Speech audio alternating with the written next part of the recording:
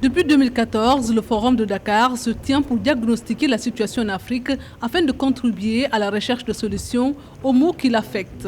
L'édition de 2021 n'échappe pas à cette règle, d'autant plus qu'elle se tient dans des conditions où le continent africain fait face aux effets néfastes d'une double crise sanitaire et économique, à laquelle s'ajoute l'intensification des attaques terroristes et la recrudescence des coups d'État. Autant de défis transfrontaliers auxquels aucun pays ne peut faire face tout seul. Responsabilité nationale donc, solidarité internationale et sécurité collective.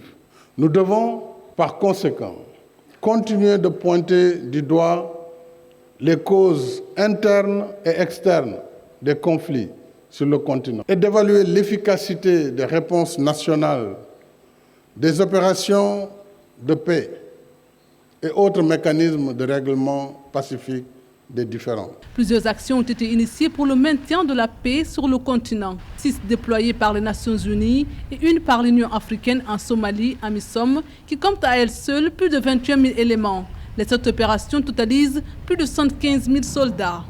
On relève que dans la plupart des pays africains, les restrictions budgétaires des années d'ajustement structurel ont eu un impact négatif sur l'équipement des forces de défense et de sécurité. Face à la montée du péril terroriste, il nous faut plus de flexibilité budgétaire pour permettre à nos pays de se donner les moyens d'assurer un minimum de défense nationale avec des armées bien entraînées et bien équipées.